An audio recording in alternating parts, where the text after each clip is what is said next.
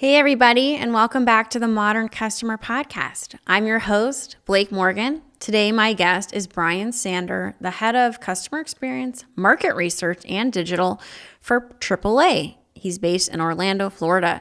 AAA was founded in 1902 in Chicago, Illinois. It has 14,000 employees and many, many millions of customers. Bryan is on the board of CXPA. He was born in call centers, and his first real job was as a tech support rep. He moved up the ranks, eventually leading a team of over 2,000 people. He has led product management, digital back office, and sales functions. Then he went upstream to focus on loyalty, net promoter score, and customer experience, designing better experiences that delighted customers from the outset instead of forcing them to call customer care. He has done roles that have spanned B2B, B2C, B2B2C, ranging from startups to $3 billion companies in financial services, automotive, and hospitality. Please enjoy my friend, Bryan Sanders.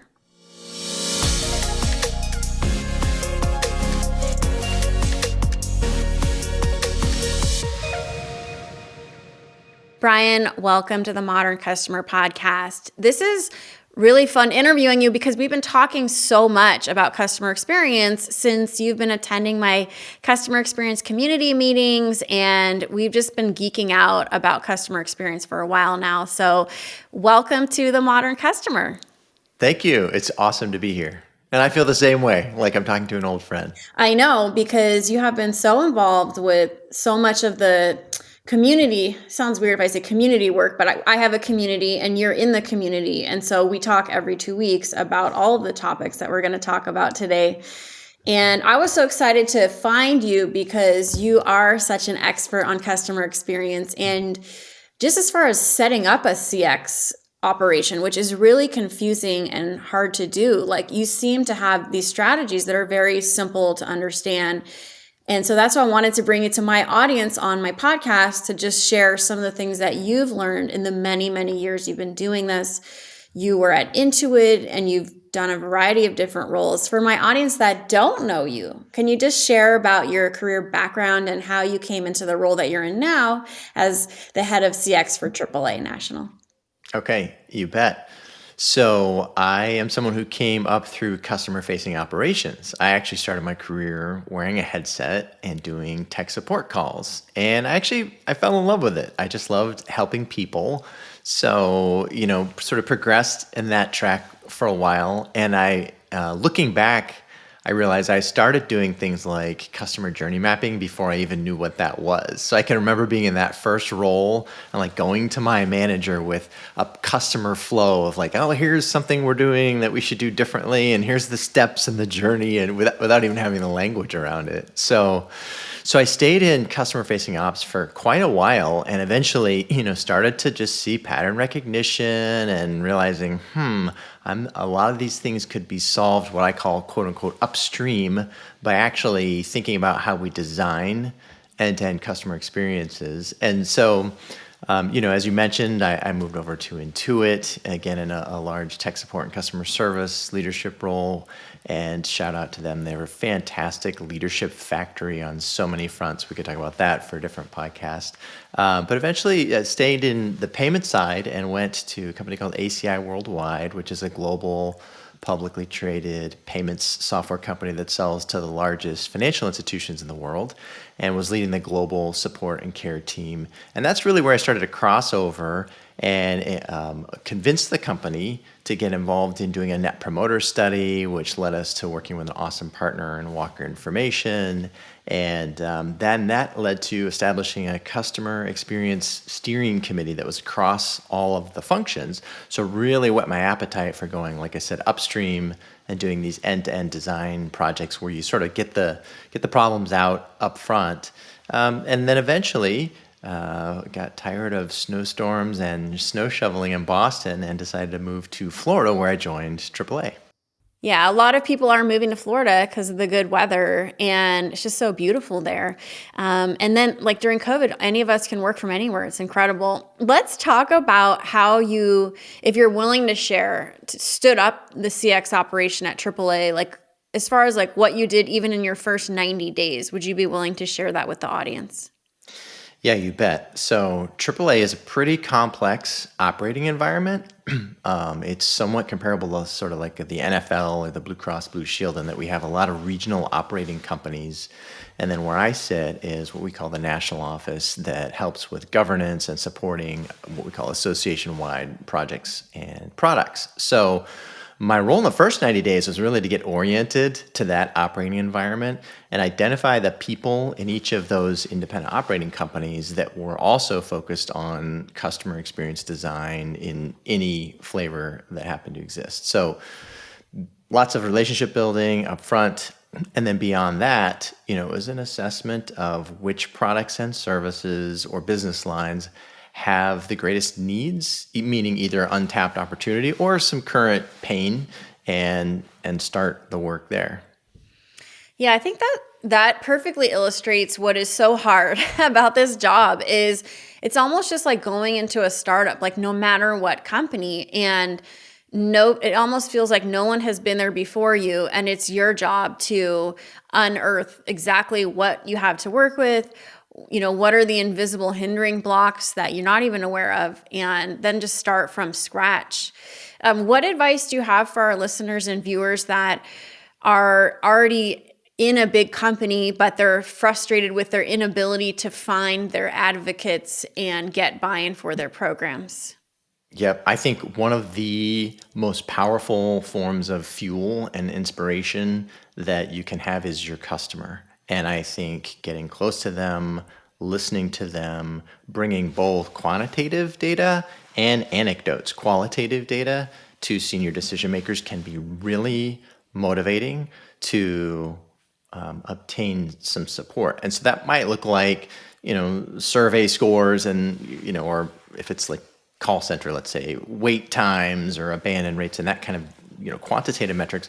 But on the qualitative side, it also might look like either some video or audio conversations with customers or that customers have had with someone else in the service side of the organization that, are unfortunate examples of how things have gone poorly and where there's opportunity at a system design level to make things better. So I think, you've got to often bring both to the decision makers, quant and qual, to really get traction.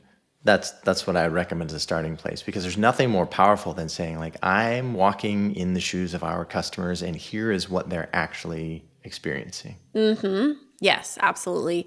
A while back, you and I were talking about how to show the ROI of customer experience. And you had talked about tying it to bonuses or cost savings. Any further thoughts about how our listeners and viewers can begin to chip away at that really tough pursuit of showing, hey, if we invest in making our customers' lives better, it's valuable? How do we do that?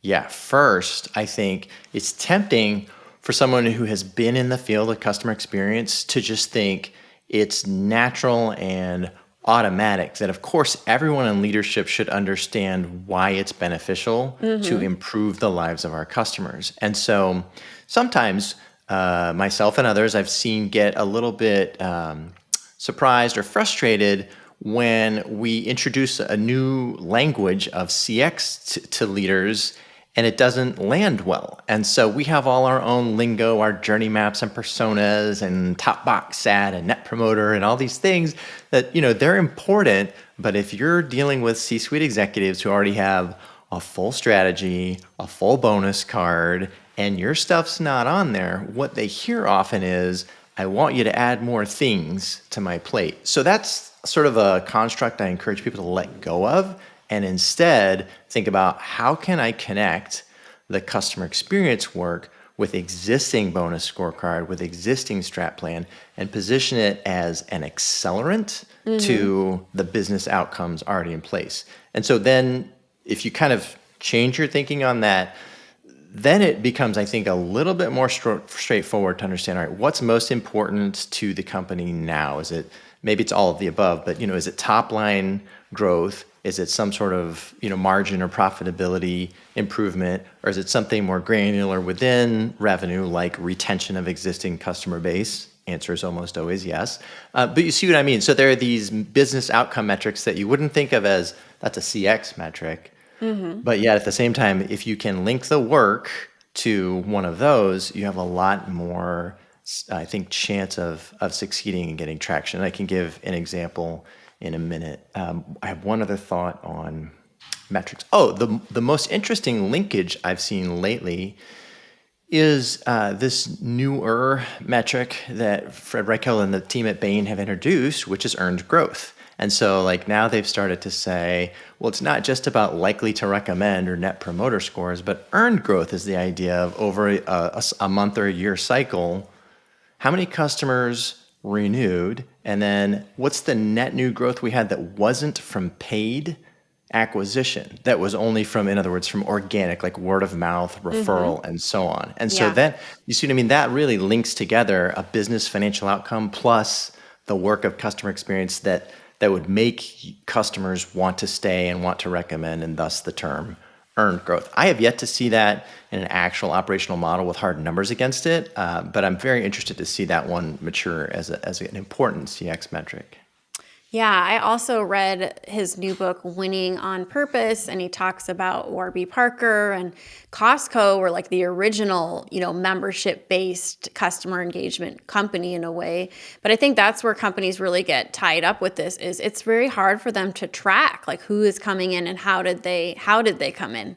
But now with data, like every company should be able to track how did they find a new customer. And if the customer came in through that current customer, those referred customers I read are more valuable, they spend more money. And actually what I learned from what you're talking about, Bryan, is that the customers you get through traditional advertising, like Super Bowl ad or billboard, those customers actually hurt your brand. They cost you money. And you really don't want those customers that you get in through traditional advertising. Why are we the only ones that know about this secret? Why don't you think the word hasn't gotten out yet? I think that many or most SaaS business leaders will think a lot about, they call it CAC, customer acquisition costs, and they know down to the penny, right? For every lead channel they have, what does it cost them to bring in a new customer? Just like you're saying, if my Super Bowl ad yields one customer, it's a pretty high cost of acquisition, right? Right. So, I don't think it's a mystery, but I think presenting the alternative of, and again, it goes back to what I said a minute ago, presenting the alternative of, hey, this thing called customer experience or experience management, it's an alternative path to fuel growth. And actually, we have that data in spades now. We have decades of research across industry after industry. You know this, where we can demonstrate correlation between companies that are highest loyalty leaders. They're also highest long-term growth leaders.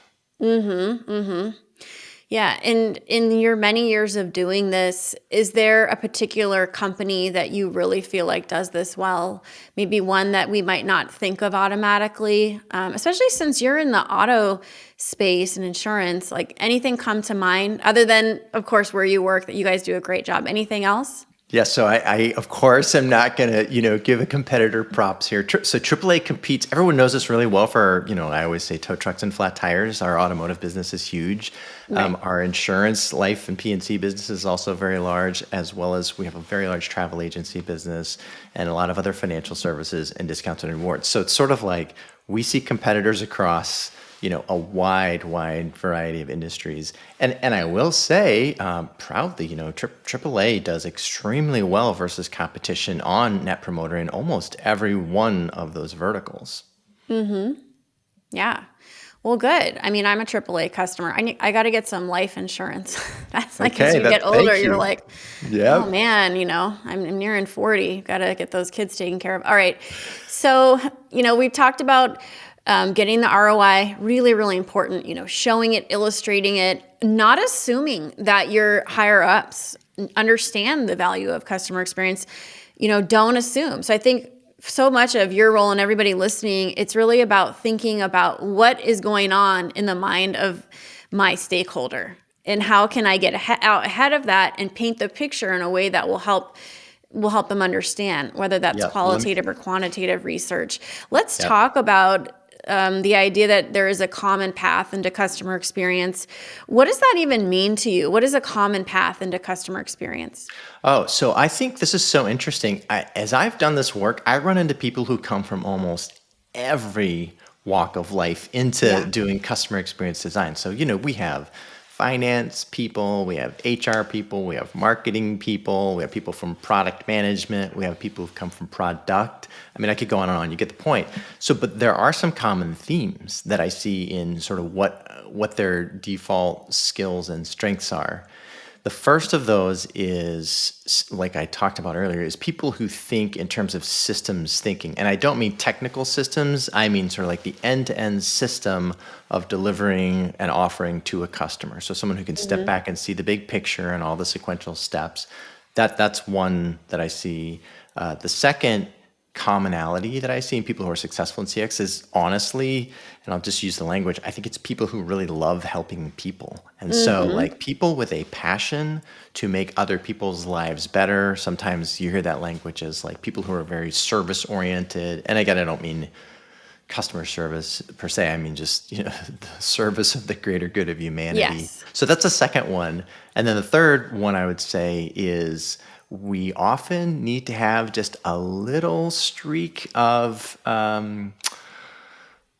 principled insubordination is the phrase I'll use. So sometimes You we have mentioned to a book, rattle by the way, cages. with this name, Yeah, right? that is the title, actually. Yeah, sidebar if someone wants extra reading, and I can talk about that for a sec. But this idea is, sometimes we've got to change the status quo, right? And, there's that famous quote, all progress is accomplished by the unreasonable person.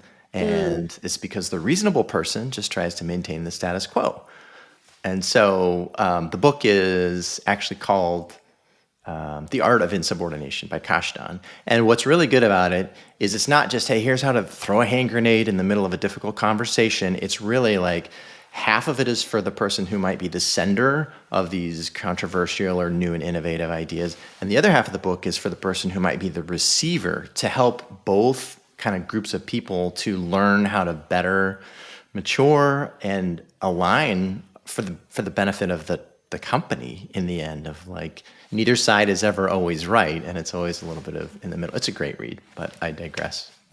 Isn't that interesting? I definitely suffer from that for sure.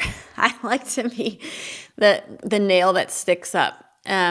What is it about us that makes us different? You said we have to be service oriented, but you said we also have to be willing to stick our neck out and not, to me, it seems like you have to be a little, I don't want to say confrontational, but obviously if you're painting this picture saying, oh, the way we're doing business is not working, we need to come up with something different. Like, people are going to say no. Like, I remember when I worked at Intel, I really struggled. I was much younger at the time than everyone else. And they're like, who is this little upstart? Like what? She's trying to change everything. Like we, go away, leave us alone. That we've been doing it for 30 years the way we've been doing it. So like, what tips do you have for people that are frankly nervous to be the nail that sticks up and be insubordinate? Because maybe they've learned their whole lives, don't be insubordinate, follow the rules. Yeah, this is, so interesting. Of course, like companies are rewarded for predictability, right? So an organization left on its own, tends towards stability and predictability. And so there's almost this like built-in mechanism that avoids or dismisses anything that would be a change from the status quo. So honestly, one of my first pieces of advice is like, and this applies a little bit to what we were saying a minute ago about ROI and getting C-level attention, is do CX on the person that you're trying to engage with. In other words, first step of CX is empathy and understanding. So figure out what's important to them, walk a mile in their shoes, or project, if you were in their shoes, what would be important to them. Learn what you can about company strat plan and maybe about what their actual performance objectives are. And those things would help illuminate to you, okay, now I understand where this person's coming from. And then I think it becomes a little bit less of black and white, I'm in your face telling you you're wrong today, do a 180-degree turn, and the conversation goes more to, I can help you accelerate against your actual business outcomes if we do X, Y, and Z. So your idea just jogged my brain. This is why I really enjoyed talking to you, Bryan, is, okay, here's what I just learned from Bryan. Customer experience is two things. That's not grammatically correct. Customer experience are two things. Is it is or are? Anyway, doesn't matter. Customer experience is politics. Customer experience is sales. That's exactly what you're saying is understand what motivates your constituents and then play to that motivation. I think that's a good way to put it. I think that for sure in my own role, half of the work easily is the work of experience management, journey maps and service blueprints and all that stuff. But half of the work is, we would say, change management. But yeah, it's selling and marketing and some politic. Would you be willing to go back to when you were standing up the CX program at AAA to paint the picture of what really, when things started to click for you, like what worked to convince all these stakeholders that, yes, we do need to start investing more in CX at AAA? Yeah, you bet. So the decision to invest was made before I started, and I'll give huge props to our CEO, Marshall Doney, who he created the CX function at our company, and he is the one who hired me in. So beyond that, though, as I mentioned, we have all those independent operating companies. So then my task was to find counterparts or colleagues and get alignment with them. And I probably will sound a little bit like a broken record, but I did exactly what we were just talking about, which was, I heard from them what was important to them in their business objectives and found an area that we all had in common as sort of a first project that we could attack together, which turned out to be a big win. And that resulted in a lot of interest in, well, what else could you do for us, Yeah, I love that. Let's talk about a specific example of a customer experience win at AAA. Like what actually worked, and could you just tell us the story of how it went? Yeah, you bet. So everyone knows the brand very well for roadside service. It's our hallmark product, and it wouldn't surprise anyone to know that we're continually working on trying to improve and enhance that experience. So the project I was thinking of here is in how we improved our digital channels. So this is pre-pandemic, 2019. We get in the order of tens and tens of millions of requests a year for people who need help with roadside service. And by and large, the vast majority of that was all coming in through call centers, through people calling us on the phone as opposed to digital channels. So we identified the people in these independent operating clubs that were in charge of that area and brought them together, and through some workshopping and some modeling out of cost savings on the call center side, we came to an agreement that we journey mapped out a future state, and we came to an agreement on an investment to actually go build that. And so just pre-pandemic, we launched a really cool version of our app that, and I'd say it's cool. It's sort of like this combination of, Pinterest tiles meet the Domino's Pizza app meets Lyft, where within about 8 seconds of opening this thing up, tap, tap, tap, you're seeing a confirmation screen that says, we're on our way, and here's a tow truck on a map on its way to you with an ETA counter counting down. And, we shifted a huge percentage of volume over to digital, but really importantly, we did it without any deterioration of our customer sat scores. And so to me, that was the win, is it wasn't like some other very well-known ship-to-home retailers that send things in brown boxes that kind of hide their phone number on their website. Like, that's not how we shifted our volume to digital. We did it by offering a really, really smooth experience and not forcing members into it unless they wanted it. And like I say, going back to the ROI point earlier, significant shift in volume out of those contact centers meant significant cost avoidance in the call center ops that those leaders, were gold against. So I have read that it costs $8 to $10 for a customer to call the call center, and it cost 8 cents for self-service from Gartner. Did you see those kinds of dollar savings when you implemented this program? Yeah, that sounds about right. Those ranges sound like real world to me. That's crazy. That's awesome. Yep. Just in closing the more formal part of our interview, we're going to get to the rapid fire in a few in a few minutes. But what is the best career advice you ever had? Because you did really work your way through this customer experience career at a time when it wasn't the trendy thing that it is now. Like, what advice now looking back would you give someone else that's wanting to get started in a customer experience career? Wow. I One of my best coaches and mentors immediately comes to mind. Coincidentally, his name's Brian too. And this is going to be a little touchy feely, but early on, he demonstrated and talked about like how you can put your heart into work that is Mm-hmm. incredibly meaningful to the point of doing some of these improvement projects and changing workflows for employees that just restored their dignity as people coming to work every day. And at the end of some of these projects, they were in tears at how grateful they were, how much more enjoyable their work was, and how much more they felt like they were adding value to the business. So, like, the net of that for the advice is like, find the thing that stirs your heart like that. And I think that could be a source of endless energy for the work. Yeah, I think that that's something I also understand and relate to, Brian. It's like, I just don't understand how people can't bring their whole selves to work. And I think when companies enable them to bring their whole selves and don't penalize them for that, for the passion, you can channel that passion and create incredible things and change lives. So I really love that. Well, this has been so interesting, and you and I could talk for hours about customer experience Yeah. And and we all have. these. We have, that's right. And we're going to continue to talk about it. Let's get to the fun part so our audience can get to know you a little bit. Are you game for the rapid fire round? Let's go. All right. First question. What does your morning routine look like? Okay. How long do I have? No, I'm an early riser. I'm usually up by about 5, and usually like athletic greens drink, bulletproof coffee, then some time reading and journaling and reflecting on the day ahead, and then a workout of some form, and then off to the job. All right.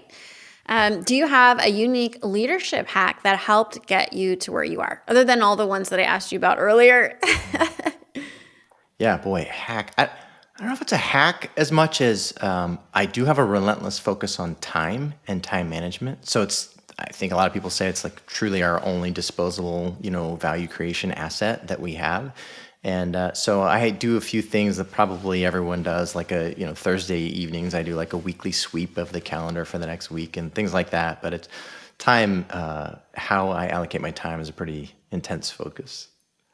Yeah, you can always tell what people care about really by looking at their calendar. I've started to realize everyone should have the word customer in their calendar every week. Just that word in some meeting, Yeah, in some way. That's something that I'm thinking about. yeah, that's great.